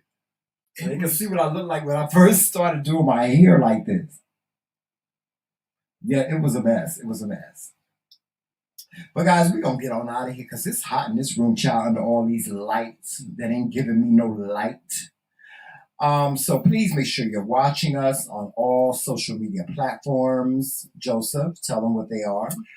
Instagram, Facebook, Twitter, and of course right here on YouTube. Make sure you like, subscribe, and if you want to become part of the McRae Kingz Hit Kingdom, hit that join button. Yes. And if you have an iPhone, it's not going to come up. Yeah, so the link will be in the description box for that. If you want to support the McRae Kingz platform and help us get better lighting, there's the CashApp right there. New lighting. If you don't do CashApp, you can also do other forms of, donation. I want some of them lights that blogs and fiction. In the description box as well. Make sure you go take a visit to the McRae Kingz boutique and check out some Dare to Be Different clothing, Dare to Be Different merchandise, as well as the McRae Kingz merchandise. And all of you that love Joe Mel, there is a Joe Mel pillow in there that comes in 2 sizes that you can get as well. Yes, if you want to donate to Joe Mel's grooming fund, you can do that as well. The MKingz. Yes. And you made me forget what else I was going to say. Well, Well, thank you for joining us. I guess today. I'm at that age now because in 2 months? You return 50. You about to be ancient Chinese secret, honey. Y'all, I'm trying to decide, and I'm going to ask y'all now. I might make it a poll, but I'm going to do it now because it gives you all a time to get it done. So for my 50th birthday party, I wanted to have a masquerade ball for my birthday where I wanted everybody to come dressed in all black. The only color I wanted in the room was all black, a mask. So whatever type of mask you wanted, if you had feathers and beads hanging from it, whatever. So because of the COVID, I can't do that. We're going to do it virtually, Joseph. I'm thinking about doing it virtually. So what I want to know is, because I want all of you to come on camera and say happy birthday to me, because I want to see your mask.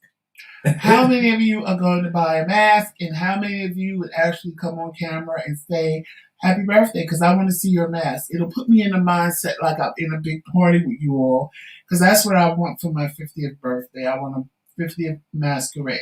So I'm telling y'all now, so you have time to go on Amazon or wherever you need to go and get you a mask. Yes. I want you can make you one. You can make you one. I want a banging ass mask. I want some stuff that a mask and a crown. I don't want a crown. This is my birthday. Or tiara. No. I want it's a mask. Our birthday, Joseph. It's not. It's our birthday. I share my birthday with you. I just want a mask. I don't know if you come on with a crown, because see, I'm going to do something for the mask I like the most. Okay. It's going to be my birthday, but I'm going to do this something. Is the McRae Kingdom. They have to wear their crowns, Joseph. I don't want a crown. I want a mask. Your mask is your crown that night. So that's how you view it. Well, that your mask is your crown. Child. So if you just come on with a Lone Ranger mask, then I don't know what kind of kingdom you have, but okay. Well, I'm wearing a mask and a crown. Bye, Monte. Have a good day. All right, Monte. I'll talk to you later. Yes, Patty, I am. Patsy, I am. I'm definitely a 71 baby. So in April, I'm going to be 50. And I want a masquerade birthday. And I want all of you to participate. So I want all of you to get masked. And the best mask will win a prize. I'm not going to tell you what the prize is, but it will be right then and there on the live. You're going to win a prize. Y'all, she don't want y'all to notice, but we have a very, very special occasion coming up. On Monday. Monday night. Make sure you guys are here for Blogs and Fiction's birthday party, because we know she's not going to do it for herself. Yeah. But Blog's birthday is Monday. Yeah. And she's nice and sweet, and make sure she takes care of everybody. And be prepared to bless her. So we're gonna take care of her birthday. Yes. She ain't gonna put a cash app up, but I am. Yes. So that we can bless her for her birthday. That's right. And be sweet and kind to her on her birthday. That's right. And if Baking with Charlene was sending out cakes, you'd be having a cakes blog from Baking with Charlene. Yes. A red velvet. But yes, so guys, recently, join us. I don't know if I'm gonna do Zoom or on here, but either way, I'm gonna do the masquerade birthday because that's what I really want for my 50th birthday. Yeah, we're gonna do it up. I wanted to do it for my 40th birthday, but unfortunately, my mother died. She died in June of the year before my birthday, so I was just so not into the party because her big thing was, oh my God, my firstborn child is turning 40. So I just was like, whatever. I didn't even want to. Well, we're really gonna do it up like I did when I gave him a baby shower. Y'all should. That was something else when I gave him the baby shower. Blogs don't guys me. That's what's gonna happen. Blogs, you ain't got no argument in the game. You ain't got no argument in the game. So blogs, go somewhere and sit down. Of which we need to go to the post office. I know. Go somewhere and sit down. Blogs, go somewhere and sit down. You can't stop it. You can't change what you can't change. You just make sure you in the live for your birthday. That's right. That's right. Because you're coming on camera. That's right. I ain't having no excuses. Sure nothing. And if you don't, I'm going to scream Candyman, Candyman, Candyman. Dare to be different. Next time, Dare to be different. So, with that being said, guys, we're going to get on out of here. Y'all make sure y'all do your greatest work today. Okay? Make sure you walk in love, peace, sunshine, and happiness. And what time? Because, it's Friday. So, are we coming on the weekend? We got to tell them Monday morning we can tell you what time. Yeah, we will. Blog's birthday party will be. Because her birthday is actually Monday. Hey, can we get a cake? Huh? Can we get a cake? To cut for? Yeah. And some candles. Oh, yeah, we could do that. Yeah, because she's going to be like 135 years old. She wanted the blue velvet cake that Tremel had for his birthday, and I was going to order it for her. Let me tell you something. And she basically was going to try to fight me through the phone if I did. Yeah, she always trying to fight. But what she don't know is that her gift is going in the mail today. It sure is. And that's just one of the many gifts that you're getting from us. It sure is. And you can't stop it. You can't stop me. You can't block me. See, I didn't get the cake because I said, well, I know, Well, her gift is right over here on this table. And I'll tell you after we get off the live, the reason why I didn't get the cake. There's only one reason why I didn't get the cake, because that was my intent. I promise you. But there's only one reason why I listened to you and didn't get the cake. But these other two gifts, you ain't got no control over that. You can't stop that. No, you can't. Now, one is going to be a little late. Yeah. But the other one, we're going to put in the mailbox. Ordering the damn court. Post office today. Ordering court. Don't maybe have to put you on the docket. Ordering the court. Don't make me have to put you on the docket. Because I will put you on the docket. And don't you make me have to get Nicole. You don't want me to have to get Nicole Marie on your ass. Yes. But anyway, guys, we need to get on out of here. You finished yours? Right. See, Patsy just upset me. What? Because I want my trip. What trip? That we won. The trip. Yeah. Oh God, we won some amazing stuff. I signed up, and then we're gonna go after this. I signed up, but they had a Rainbow Wedding Expo back when me and Trina was getting married 3 years ago. Well, it'll be 3 years in June. So, when I saw Rainbow, I said, oh, wow, a gay wedding expo, we should go and, get vendors that support us. And because, when you gay and get married, it's really kind of hard to find places to have a wedding and people to make you a cake. And because, they're so against it and they use religion as a reason not to want to do it. So I felt it was great that there was a Rainbow Wedding Expo. Mm-hmm. We never went that year. But because I was on their mailing list, last year, I don't think they did it at all. But this year, they did it virtually. So I signed up to do it virtually. So when Sunday came, I got a reminder to go into the Zoom, and I never went into the Zoom. Or did I? I might have popped in and popped right out of the Zoom, right? I kept getting phone calls that me and Tremel won something at the wedding expo. Mm-hmm. So I said, Tremel, we won something.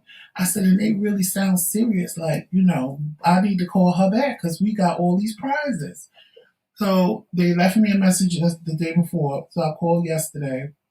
And Tramel getting in the car loud as usual. And I'm trying to shut him up. And the lady heard him. She's like, oh, am I interrupting? I said, no. Tramel, be quiet. We won 2 wedding bands free of our choice. Yes. And she named the jewelry store and what kind of rings they were.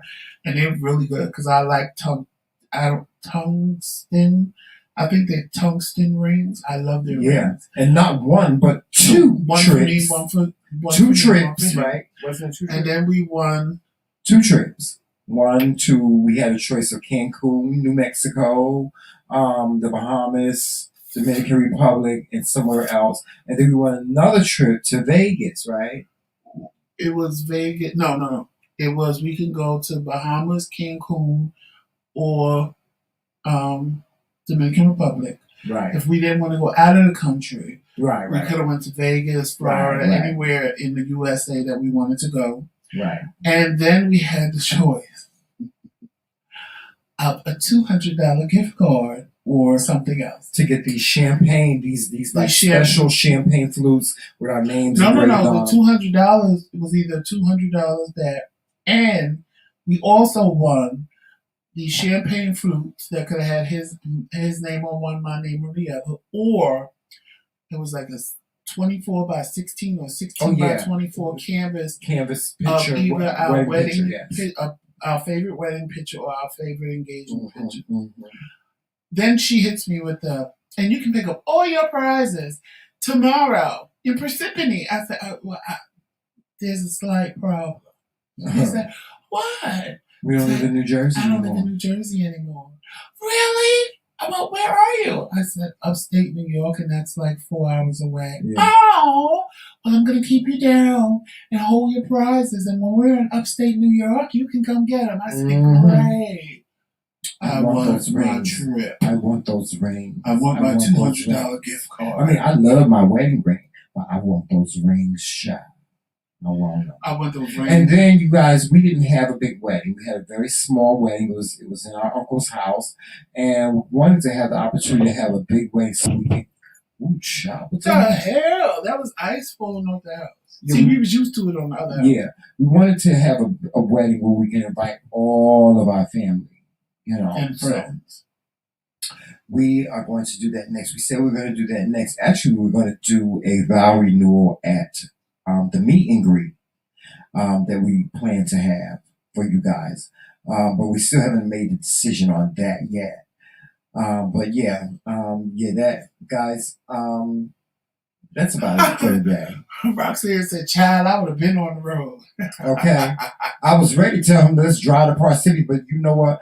Us going out of the state of New York is difficult. It was Parsippany and what?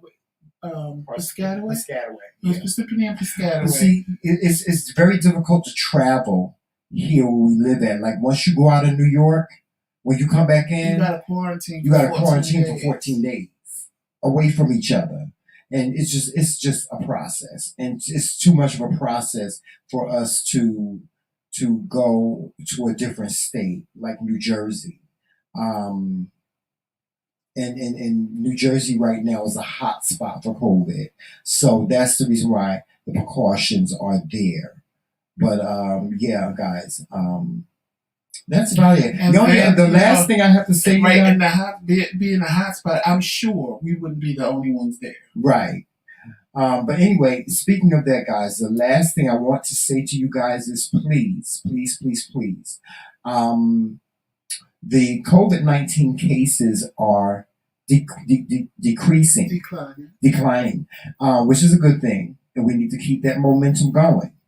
Make sure that you are protecting yourself. Wear your mask. If you need to wear gloves, wear gloves. If you need hand sanitizer, get yourself some hand sanitizer. It's worth spending $1 at the dollar store to get you one of them little bottles of hand sanitizer put in your pocket.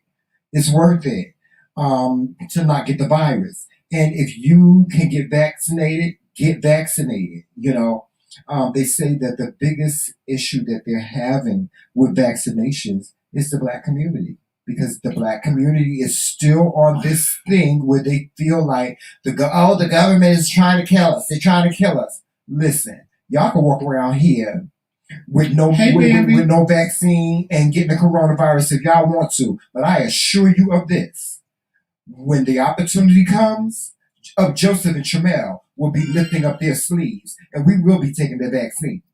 Now, see, let me tell you something. I'd rather die from the vaccine than to die from the COVID. Okay, wear your mask. If you can get vaccinated, get vaccinated. Okay, please, people. Please, because I'm tired of sitting in the damn house. But the way it is right now, you really can't say Black people don't want to get vaccinated. No, Joseph. They've done a poll on it. No, but you have to think about it too. Look at who they vaccinate. And they vaccinate 65 and older. Those people ain't having that bullshit because they was around when they was doing the syphilis test and shit. But what I'm saying is they have to open it up to a larger part of the Black community. No, that's what they're doing. No, but I'm that's saying why they're do putting the poll because I'm sure the younger Black people and the Black people that are out there really working and doing things, though they might not want to get it, they probably will. No, Joseph. I have seen CNN has done a report, and the biggest issue that they are having right now with vaccinations is Black people are refusing to take the vaccination. That's what I'm saying to you. Look at the age range they're doing. Yeah, but Joseph, half of these people wasn't alive when they was testing Black men like that. That's some shit that they done heard. 65 and over have seen things that we haven't seen. Right. They live but I'm not talking about those people. I'm talking about these young people. But that's who they're trying to vaccinate right now. They're not trying to vaccinate people that are 25 and 30 and 40. Yes, they are. Where? Yes, they are, because they're saying that the most cases that the most age that is susceptible to the virus are children between the ages of 10 and 25. Okay, and all the Black people up here where we live, none of them can get vaccinated unless they have a job that requires it. Right. So that's what I'm saying to you is, Joseph, I'm just going by what I see. I'm just going by CNN reports. That's what I'm telling you. Hold on for a second. This is, and I'm going to tell you. Let me finish. I'm going to tell you what they're doing about this. What they're doing about it. You're absolutely right. Yes, they do need to open up at the vaccines to bigger Black communities and stuff like that. That's why they're making it possible for them to go to the pharmacies and get vaccinated. They're setting up places where people can go get vaccinated. But you got ignorant Black people on the news saying, I'm not taking the vaccine because they killing Black. They trying to kill us. That's you got. You got Black people saying that. I've actually saw the reports. I've actually seen the Black people on the news saying stupid shit like that. Okay, but they can say that. But if they ain't giving the vaccine to Black people of all ages, they can't. The only assessment. Joseph, we ain't talking about Black people all ages. Talking about Black people. Said they're only giving it to people 75 and older in Alabama. So you can't make a report in Alabama. That's not the case right now. How many people accept? She just said it. That's not the case right now. So you tell me where a Black person, what I'm saying to you under the age of 65, can get the vaccine. Joseph, what I'm saying to you is that our president right now is making changes. He has a COVID-19 team, and the COVID-19 team has recognized the fact that there are communities in our country that are not.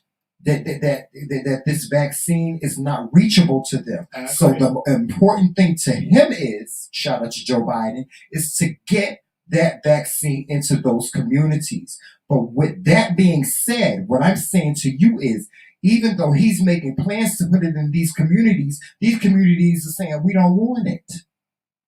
We don't want it because They were testing Black. They hold on, Joseph, because you asked me a question, and I'm going to give you an answer.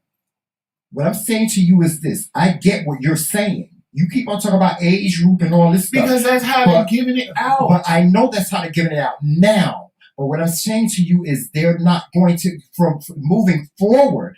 They have a different plan, and what I'm saying to you is the different plan that they have includes people that live in these poor communities or in these Black communities that don't have access to it. They're going to gain access to it. But in the midst of doing that, these people that they're trying to give access to this vaccine are saying, we don't want the vaccine.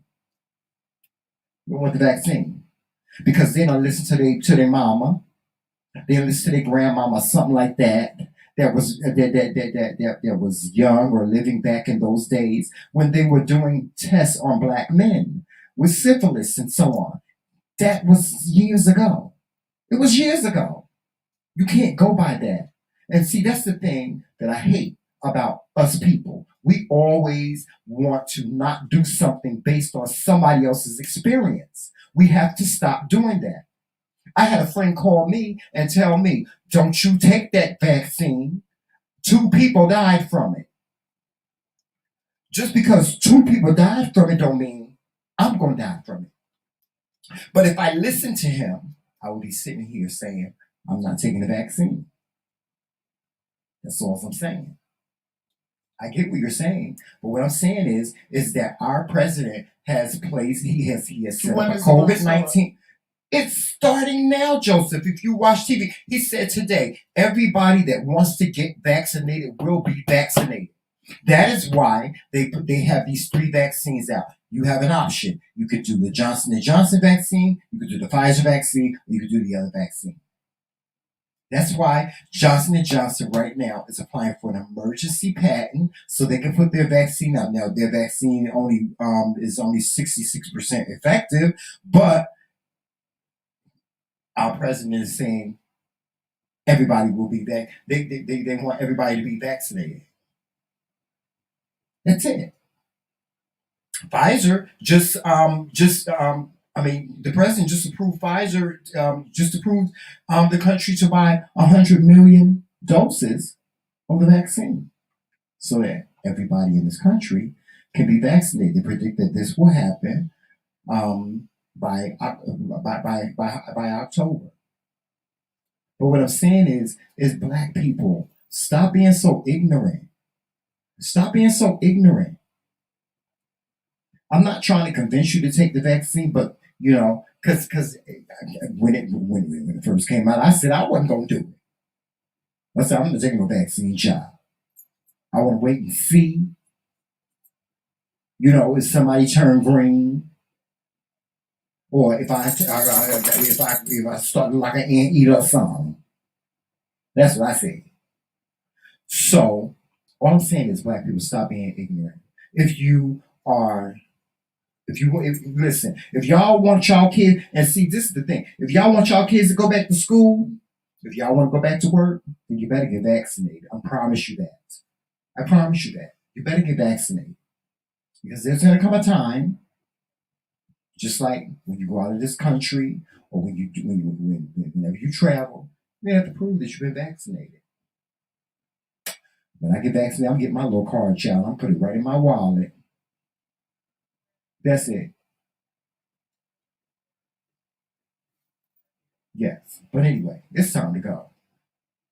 Because this one right here, he can ready to start rolling his eyes and can on. Because you act like I'm stupid and I don't know what I'm talking about. I didn't say you were stupid. How did I say you were stupid? See, that's you hearing what you want to hear. I didn't say you were stupid, and I did not disagree with anything that you said. The only thing that I said to you was what I saw, what I'm seeing. I watch CNN all day. He'll sit here and tell you, I watch CNN all day. You can't base a study off what people say. Why not? Because if the people is talking, why can't you base it? People sit and say what they want, and then when the time comes... Okay, Joseph, this conversation is over. Y'all make sure y'all follow us on all social media platforms. Y'all walk in love, peace, sunshine, and happiness, because I'm not going to sit here and get into an argument with my husband about something that I know what I'm talking about. I did not call him stupid. I agree with him 100%. All I'm trying to do is get him to see it from my perspective. And that's what I tell you guys all the time. When you are considering something, you have to look at it from both sides of the spectrum. If you don't look at it from both sides of the spectrum, if you're only a one-sided person, then you're going to make a one-sided decision. Okay? So I'm out of here. You got anything else to say? It's Team McRae. All damn day. Talk to you soon. Bye.